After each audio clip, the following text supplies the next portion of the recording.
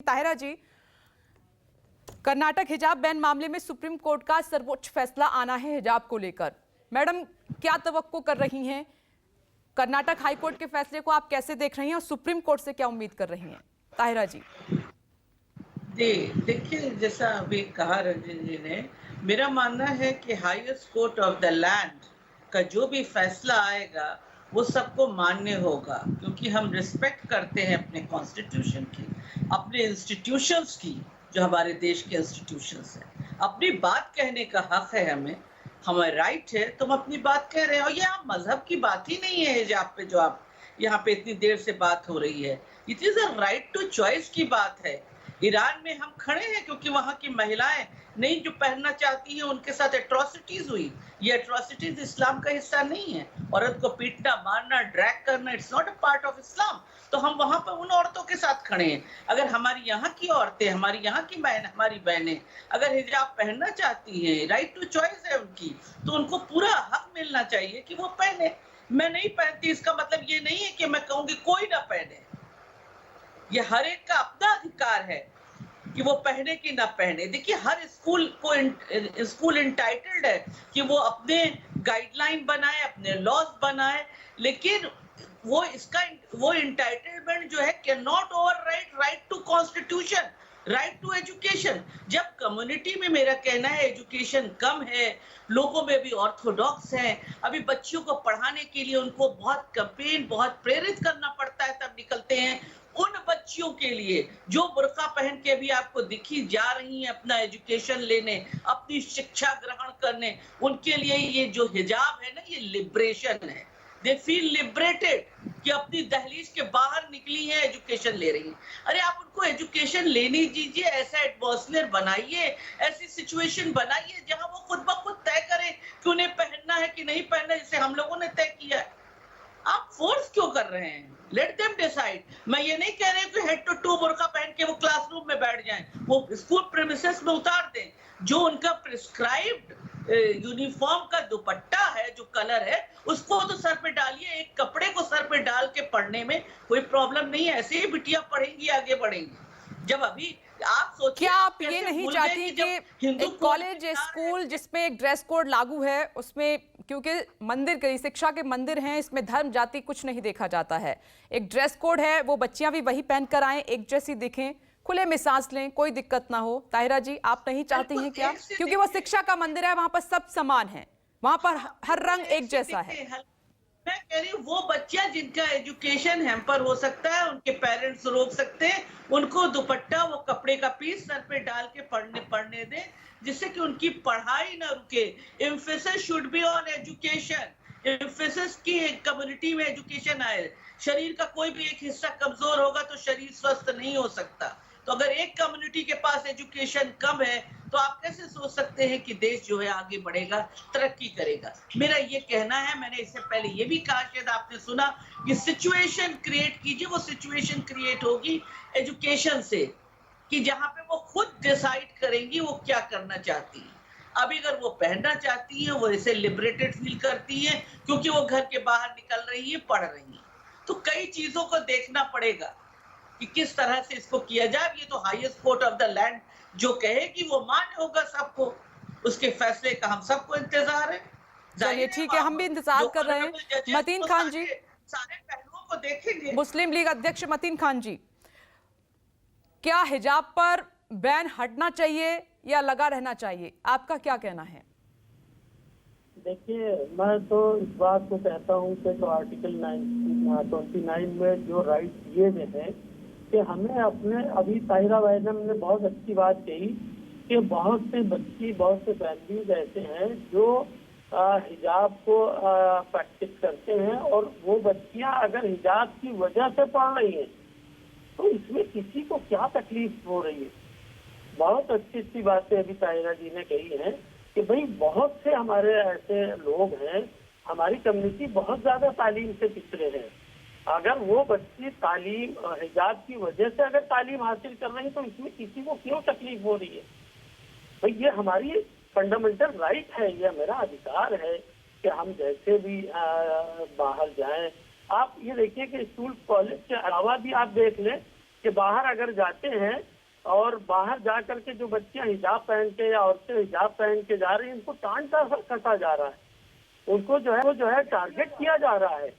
भाई क्लासरूम, आप वो बच्ची का वीडियो देख लीजिए, क्लासरूम के अंदर का क्या वीडियो है, बाहर किसने पाबंदी लगा रखी है। ये एक तरह का माइंडसेट आरएसएस बीजेपी के जरिए से का माइंडसेट किया जा रहा है कि साहब मुसलमानों को टारगेट किया जाए, उनको जो है उनके मदरसों को, उनकी खानकाहों को, दरगाहों को, इबादत गाहों को, उनके खाने, उनके फ्रिज में क्या है, उनको क्या पहनना है, ये बीजेपी आरएसएस तय करेगा क्या इस मुल्क का?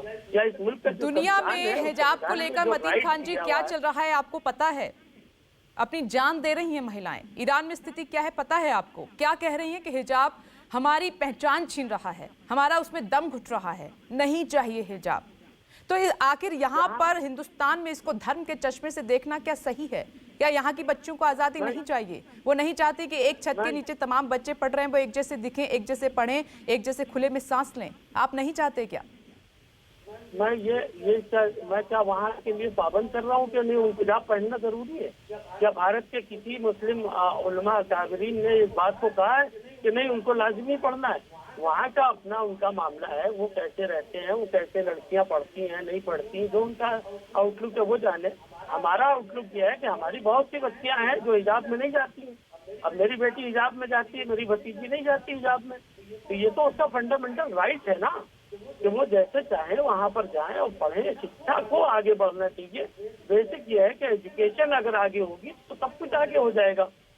एजुकेशन के लिए हम बॉन्ड करेंगे, किसी को पाबंद करेंगे, तो ये बात अच्छी नहीं है। और संविधान ने हमें ये राइट दे रखा है, उस राइट का अगर हम पालन कर रहे हैं तो हमारे लिए क्यों लोगों को तकलीफ हो रही है? क्यों हम किसी के लिए तो नहीं कह रहे कि आप साहब ये ऐसे कपड़े में न जाइए। कर्नाटक हाई कोर्ट ने मतीन खान जी क्या कहा आपने सुना था अपने फैसले में? अब सुप्रीम कोर्ट भी तो है, सुप्रीम कोर्ट जो कह रहा है वो देखिए थोड़ी देर बाद फैसला आ जाएगा। मतलब आप इसके लिए तैयार हैं? सुप्रीम कोर्ट जो भी फैसला करेगा आप उसको मानने के लिए तैयार हैं, राइट मतीन खान जी? भाई सुप्रीम कोर्ट अगर न्याय के एतबार से फैसला करेगा, जो आर्टिकल 929 में जो अधिकार दिए गए हैं, मुझे लगता है कि वो अपने फैसले संविधान के दायरे में करेगा और जो संविधान के दायरे में फैसला होगा उसको माना जाना चाहिए। ठीक है, मैं आती हूँ आपके पास। रितंद्रा मिश्रा जी, दोनों, ताहिरा जी भी यही कह रही हैं, मतीन खान जी भी यही कह रहे हैं कि फंडामेंटल राइट है। ये कह रहे हैं कि वो खुद हिजाब नहीं पहनती हैं, मैडम कह रही हैं। दूसरा मतीन खान जी कह रहे हैं कि बच्चियां नहीं जाती हैं हिजाब पहनकर, मुंह ढककर, तो उनकी वो आज़ादी है, उनकी फ्रीडम है। लेकिन जो बच्चियां पहनना चाहती हैं, उनको अच्छा लगता है तो उनको पहनने दिया जाए, थोपा ना जाए। इस पर आपका क्या कहना है? बिल्कुल, देखिए, अगर वो उनकी मर्जी है कि वो नहीं पहनना चाहती हैं, लेकिन यहाँ पे मैं एक बात कहना चाहूंगी कि अभी ये फंडामेंटल राइट की बात कर रहे हैं, जो संविधान हमारा मौलिक अधिकार की बात करता है, तो जो सुप्रीम कोर्ट में फैसला आएगा वो भी महिला के अधिकार की ही बात को लेकर ही कहेगा, किसी धार्मिक चीज से प्रेरित होके जो है डिसीजन नहीं देगा। और यहाँ पे मैं एक बात कहना चाहूंगी, जितने मिशनरी स्कूल हैं और अच्छे धार्मिक कट्टर मुसलमानों के परिवारों के बच्चे हिजाब पहन के नहीं जाते, उनका एक ड्रेस कोड है और वो उस ड्रेस कोड के ही में ही जाते हैं जो उसके स्कूल के द्वारा निर्धारित किया गया है। ये कुछ लोग जो ये हिजाब का मसला उठा रहे हैं, मुद्दा उठा रहे हैं, हमको ये समझ में नहीं आता कि ये राजनीति कर रहे हैं कि शिक्षा ग्रहण करने के लिए जा रहे हैं। क्योंकि मैं ये नहीं कहती, अगर आप उसको एक्सेप्ट कर रहे हैं, जिसे ताहिरा जी ने बोला कि स्कूल के बाहर, एक बड़ी अच्छी बात बोली कि अगर आप उसको एक्सेप्ट करती हैं तो स्कूल के बाहर, लेकिन स्कूल का भी, एनजीओ का भी एक, उसको भी तो मौलिक अधिकार है, वो भी तो एक ड्रेस, अपने बच्चों को एक समानता का भाव, एक ड्रेस कोड वो निर्धारित करती है, तो उसको भी लीगल राइट है। इस पक्ष को भी कानून देखेगा और माननीय सर्वोच्च न्यायालय भी देखेगा इस बात को। वहां पे आप अपनी मर्जी, अपने तरीके नहीं थोप सकते, क्योंकि वहां पर लेकिन किसी को टारगेट करना भी गलत है रितंद्रा जी, आप जानती हैं।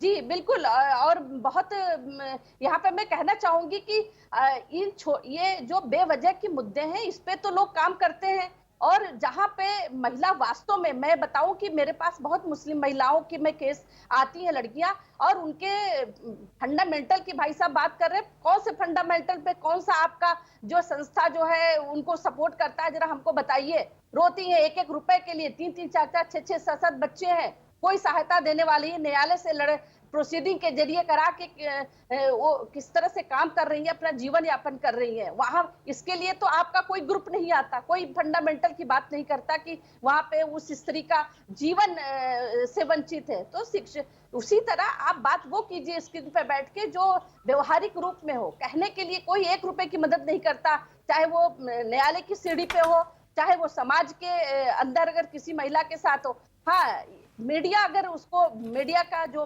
मुखौटा मिल जाता है तो निश्चित रूप से वहां अपनी जो थोपने वाली बात है, अपने वो नियम अपने पे लागू नहीं करता। अपने घर के बच्चे अच्छे कॉन्वेंट स्कूल में पढ़ रहे हैं। ठीक है रितंद्रा जी, थोड़ी देर में सुप्रीम कोर्ट का फैसला आना है, हमारा आप सभी इंतजार कर रहे हैं क्योंकि देश की सर्वोच्च अदालत को फैसला देना है, क्योंकि न्याय देने के लिए अदालतें हैं, क्या सही है क्या गलत है वो जानते हैं ठीक से। अमिताभ ओझा का रुख कर लेती हूँ, फिर राजीव आपके पास आती हूँ। अमिताभ, क्या आप लोगों के बीच में हैं? जरा आज जो फैसला आना है हिजाब को लेकर, वहां के लोग क्या सोच रहे हैं, जरा बात कर सकते हैं आप अगर उनके बीच में हैं तो।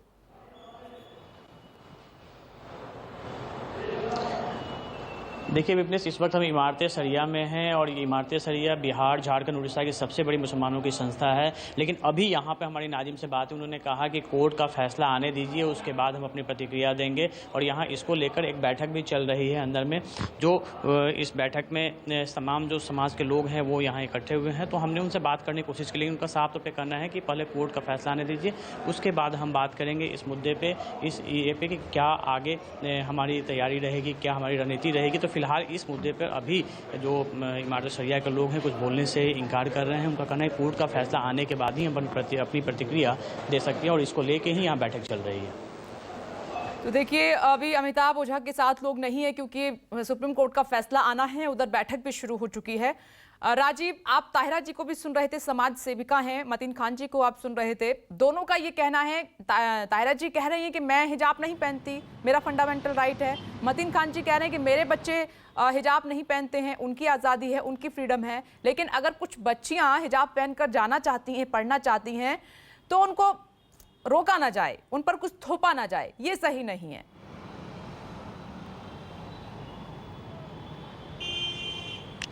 बात तो वही है ना कि आप पहन सकती हैं और पहन लें लोग, लेकिन संस्थानों में अनिवार्य रूप से पहन के जाना और ये आज़ादी संस्थान में ये देना, ये संस्थान का काम है। नमस्कार, मैं हूं मानक गुप्ता। अगर आपको हमारा ये वीडियो पसंद आया हो तो इसे लाइक और शेयर जरूर करें, और हाँ, हमें सब्सक्राइब और फॉलो करना ना भूलें ताकि आप देश और दुनिया की कोई खबर मिस ना करें। तो जुड़े रहिए हमारे साथ और देखते रहिए न्यूज़ 24।